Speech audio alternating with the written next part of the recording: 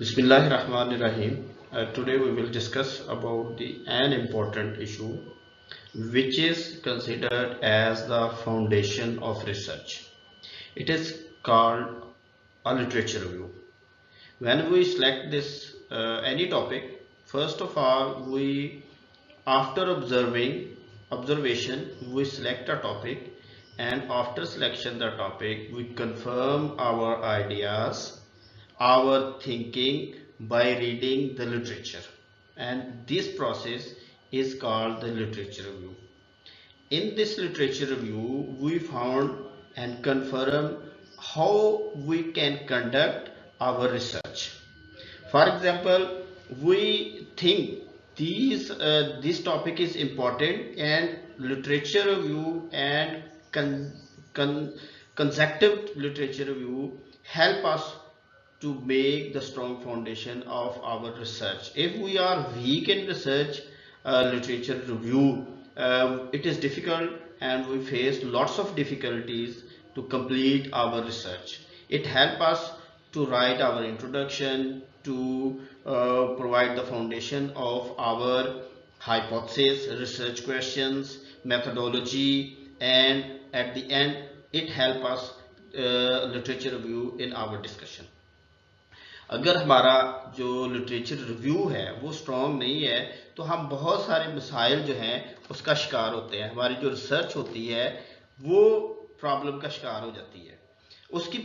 उसकी वजह ये होती है कि हम जो है वो उसको कंप्लीट नहीं कर सकते प्रॉपरली। उसमें बहुत सारी हैं, क्योंकि हमें लेटेस्ट जो रिसर्च के ट्रेंड है उसका पता नहीं चलता, हमें जो टूल्स है वो पता नहीं चलते, हमें वेरिएबल सिलेक्शन जो है होती। पाकिस्तान में जो सबसे बड़ा प्रॉब्लम ये होता है कि हमारे यहाँ जो रिसर्च टॉपिक होते हैं वो स्टूडेंट रिसर्च लिटरेचर रिव्यू के बगैर with consultancy of their supervisor वो करते हैं। हालांकि जो मेन जो प्रोसेस होता है कि आपने जब भी रिसर्च टॉपिक सिलेक्ट करना है तो आपको चाहिए कि आपका जो एक नज़रिया, हर इंसान का अपना टेस्ट है, अपना इंटरेस्ट है, उससे रिलेटेड रिसर्च और जो वो फील करता है इश्यूज उसके बारे में वो पढ़े, एक्सटेंसिव पढ़े, लेटेस्ट रिसर्च पढ़े, और पढ़ने के बाद उनको डिस्ट्रक्टिव पॉइंट ऑफ व्यू के साथ वो लिखे, और उसके बाद वो फाइंड आउट करे कि इसमें कौन से पॉइंट्स जो मिसिंग है, then he must select their topic. अगर हमारा लिटरेचर रिव्यू प्रोसेस कंप्लीट नहीं होगा, हमें वो थ्योरीज का पता नहीं चलेगा, तो हमारे हमेशा लूप रहता है प्रॉब्लम स्टेटमेंट में, हाइपोथेसिस में, और टूल सिलेक्शन में, और इसके अलावा जो हमारे वेरिएबल सिलेक्शन में, और हमारा जो स्टैटिस्टिकल एनालिसिस होता है। क्योंकि हमारा लिटरेचर रिव्यू तो था ही नहीं, तो इस वजह से हमारा जो अभी भी देखें जो रिसेंटली हमारे जो बच्चे हैं थीसिस करते हैं, तो इसका ये फ्लॉ की वजह से वो बहुत सारे प्रॉब्लम्स को फेस करते हैं, और वो इवन पीएचडी भी कर लें तो उनको जो है अपनी अपनी जो फील्ड है जिसमें वो सर्च करते हैं उसके बारे में नहीं जाते। दुनिया में ये सबसे बड़ा रूल ऑफ थंब है कि आपने जो रिसर्च किया है, आपकी जो रिसर्च है उसी टॉपिक से रिलेटेड हो। फॉर एग्जांपल, एक बंदे ने साइकोलॉजी में एक टॉपिक सेलेक्ट किया है, तो उसके रिसर्च आर्टिकल जितने भी साइकोलॉजी में, स्पोर्ट्स साइकोलॉजी में होंगे, तो उसकी एक फील्ड डिटर्मिन हो जाएगी। तो लिटरेचर रिव्यू हमें हेल्प करते हैं अपनी जो है वो एक फील्ड डिटर्मिन करने में। वो हम नहीं करते प्योर लिटरेचर रिव्यू की वजह से, हम जल्दी जल्दी करते हैं, वेस्ट ऑफ टाइम है। तो रिसर्च का ये सबसे इंपॉर्टेंट है।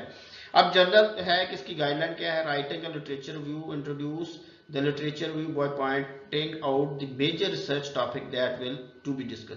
जो मेजर पॉइंट्स होते हैं हम उसको फोकस करते हैं। आइडेंटिफाई द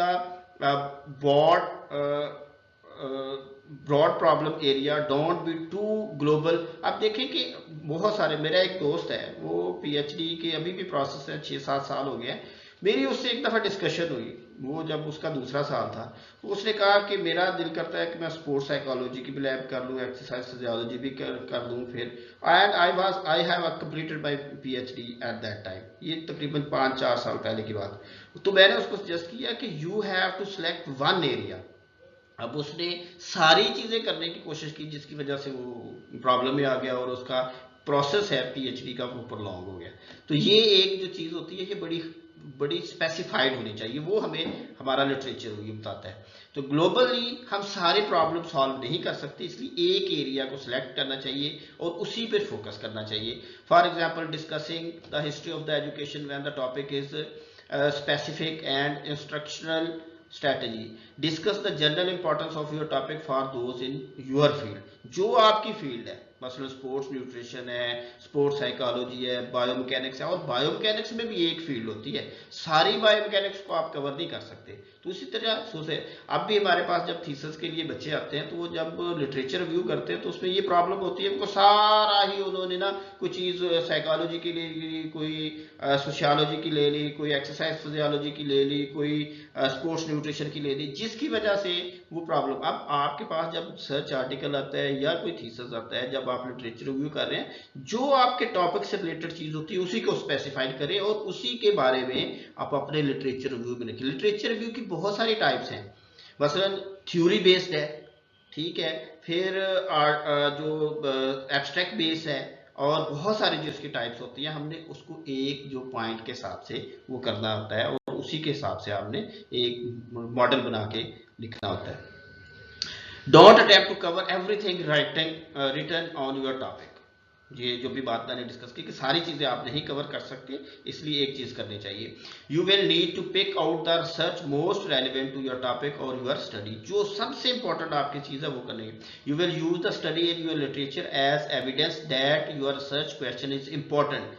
वजह क्या होती है, हम इसलिए करते हैं ताकि हमारा जो रिसर्च क्वेश्चंस है उसकी इंपॉर्टेंस को हम उजागर कर सकें। इसके बाद है it is important to cover research relevant to all the variables being studies. अब इसलिए कि आप जो वेरिएबल स्टडीज कर रहे हैं वो आपका लिटरेचर रिव्यू बताता है कि ये पहले हो चुके हैं, ये डिफरेंट एंगल से हुए हैं, आपने किस तरह से करने हैं और उनके लिए कौन से टूल्स करने हैं। ये लिटरेचर रिव्यू हमें गाइड करते हैं। Research that explain the relationship between these variables is a top priority. और फिर हमें ये बताता है कि ये ज्यादा इंपॉर्टेंट है, इसका इम्पैक्ट क्या होगा वो भी हमें बताता है। You will need to plan how you will structure your literature review and write from this plan. तो इस वजह से हमें ये पता चलता है कि हमारा जो लिटरेचर रिव्यू उसका स्ट्रक्चर क्या होगा, हमारा प्लान क्या होगा और हमने अपनी रिसर्च कैसे करनी है, ये इसका मकसद होता है। ऑर्गेनाइज योर लिटरेचर रिव्यू, कैसे ऑर्गेनाइज करना है। Topic order, organise by main topic और issues, emphasise the relationship of the issues to the main problem. Chronological order, अब ये देखिए कि जब हम देखते हैं कि टॉपिक का ऑर्डर क्या होना चाहिए, कि मसलन जो आपका टाइटल है उसी हिसाब से लिटरेचर रिव्यू आपने लिखना है। और दूसरी जो चीज होती है क्रोनोलॉजिकल ऑर्डर, ये सबसे इंपॉर्टेंट है जो हम लिखते हैं। क्रोनोलॉजी ऑर्डर क्या है कि मसलन सबसे पुरानी स्टडी क्या हुई है और उसमें कौन सा इंस्ट्रूमेंट और कौन सा टूल यूज किया। फॉर एग्जाम्पल एक आपके टॉपिक से रिलेटेड स्टडी हुई है 1900 में, एक फिर 1912 में हुई है, 1920 में हुई है, 1950 में हुई है, 1960 में हुई है, इस तरह से। फिर उसमें एक जो जिस बंदे ने स्टार्ट किया उस फील्ड को, उस एरिया को रिसर्च करना, उसने कौन सा टॉपिक किया है, उसने कैसे रिसर्च किया है, और टिल द एंड आपने जहां आप अपना थीसिस कंप्लीट कर रहे हैं उस वक्त तक कितने लोगों ने उसमें रिसर्च किया और उन्होंने क्या फाइंड आउट किया है और क्या रिसर्च गैप है, क्या चीजें मिसिंग है, ये इसका मकसद होता है। प्रॉब्लम का सोल्यूशन और ऑर्डर। अब प्रॉब्लम का सोल्यूशन ये होता है कि आपने किस तरह से प्रॉब्लम का ऑर्गेनाइज करना है, कि इश्यूज क्या हैं और किस तरह से ये चीजों का आपने सोल्यूशन के लिए प्रोवाइड करना है। जर्नल टू स्पेसिफिक, अब ये जर्नल चीजें जो होती हैं बड़ी एक ब्रॉडर टर्म होती है और उसको स्पेसिफिक की तरफ लेके आते हैं। ये एक होता है called feudal approach, examine broad based research first and then focus on the specific studies. अब देखिए फॉर एग्जांपल हम बायोमैकेनिक्स की जो एक फील्ड है उसको ब्रॉडर यूज करते हैं, फिर उसमें हम बायोमैकेनिक्स को एक्सप्लेन करेंगे, काइनेमैटिक्स को एक्सप्लेन करेंगे, फिर काइनेटिक्स को एक्सप्लेन करेंगे, फिर फ्लूइड मैकेनिक्स को करेंगे और उसमें स्पेसिफिक करते हुए जाएंगे कि कौन सी चीजें उस रिसर्च पर फैक्ट कर रही हैं, वो आपकी जाए स्पेसिफिक टू जर्नल। और दूसरा है कि स्पेसिफिक एक छोटी चीज, मतलब फॉर एग्जांपल ये भी है कि आपने एक छोटे इशू को ब्रॉडर टर्म में उस फील्ड की तरफ लेके जाना है। सेकंड है लिटरेचर रिव्यू की थ्री जो है वो स्टेप्स क्या है। After reviewing the literature review summarize what has been done, what has not been done.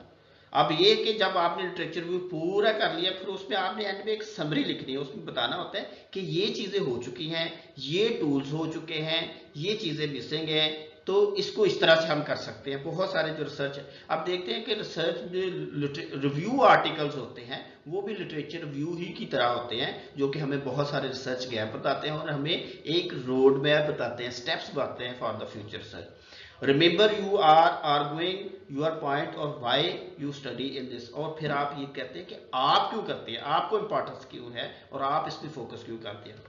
Then pose a formal research questions or state a hypothesis. Be sure this is a clearly linked to your study. फिर आप ये जवाब पैदा करते हैं कि ये जो आपने रिसर्च आर्टिकल रिव्यू किया है आपकी स्टडी के साथ किस तरह से लिंक करता है, वो भी आप उसमें जवाब करते हैं। मसलन उसमें आप सबसे पहले जो स्ट्रक्चर ये होता है कि किस बंदे ने की है, कब की है, उसका मकसद क्या था, उसने उसमें टूल्स कौन से यूज किए हैं, वेरिएबल कौन से यूज किए हैं, फिर उसने जो स्टैटिस्टिक कौन से यूज किया, फाइंडिंग क्या है, और फिर आपकी रिसर्च से रिलेटेड उसमें क्या चीजें हैं।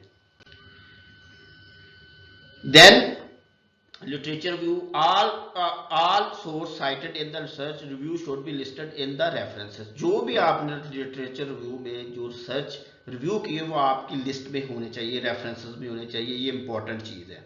थीसिस करते हुए आपके लिटरेचर रिव्यू में जितने भी टिल लिटरेचर रिव्यू तक सारे रिसर्च आर्टिकल कंप्लीट होने चाहिए जो थीसिस में, और वो आपकी बिब्लियोग्राफिक लिस्ट में भी होने चाहिए, और कोशिश हो कि आपका जो मेथोडोलॉजी पार्ट है वो भी लिटरेचर रिव्यू से ही हो, फिर डिस्कशन पार्ट है उसी से आपने डिस्कस करना होता है।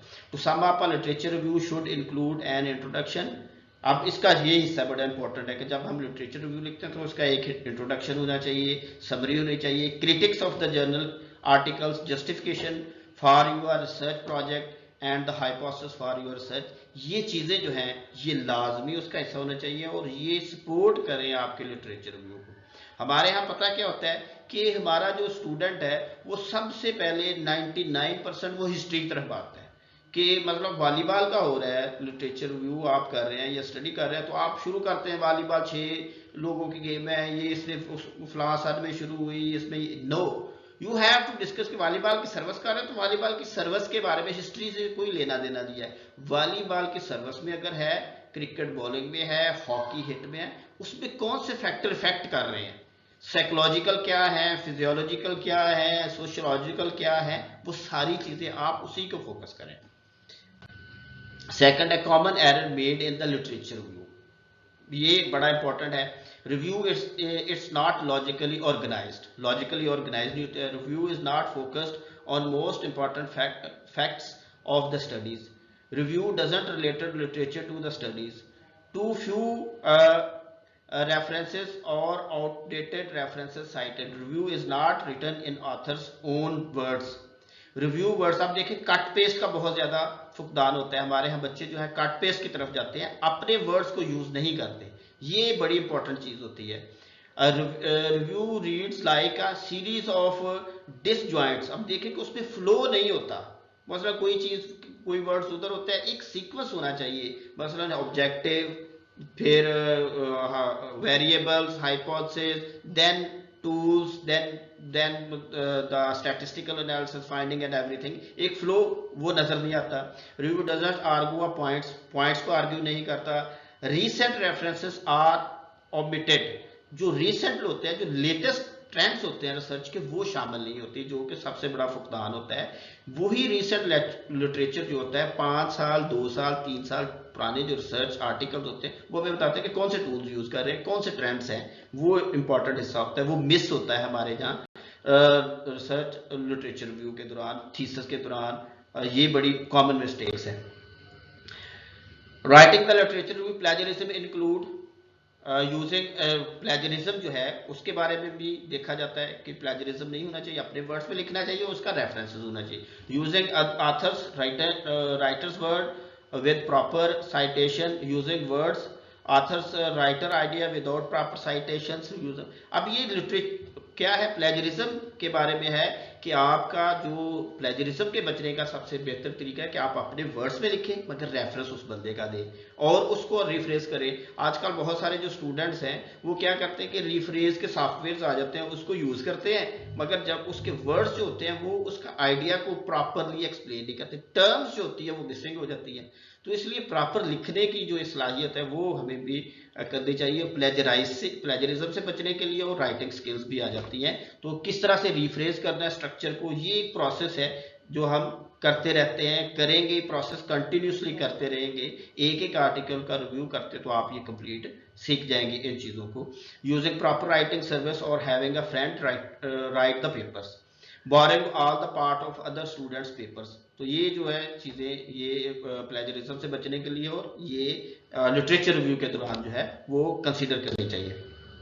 Step of the searching the literature review, determine concept issues topic problem, conduct computer and hand weed of irrelevant source before printing, organize source from the printout for the retrieve relevant sources, conduct preliminary reading or weed out the irrelevant sources, critically read each sources, summarize synthesize। अच्छा, synthesize हम जो है जब article को लिखने का refresh का सबसे बेहतर है कि हम पूरे को एक हिस्सों में डिवाइड करें और फिर दोबारा उसको जोड़ें। हिस्सों में डिवाइड है कि उसका ऑथर कौन है, ये सारी चीज़ें जो है तो उसको सिंथेसाइज एंड रीसिंथेसाइज दोबारा जोड़ेंगे तो आप अपने वर्ड्स में लिखना शुरू कर देंगे, लिखेंगे और बेहतर तौर पर आप लिख सकेंगे। दीज आर द कॉन्सेप्ट जो आप उसको कर सकते हैं कि प्रॉब्लम क्या है, कंप्यूटर, या सारी चीज़ें जो है इससे। Preliminary sources useful for students who are not well grounded with the topic, index located। आप कहाँ से रिसर्च आर्टिकल जो है वो आप सर्च आउट कर सकते हैं।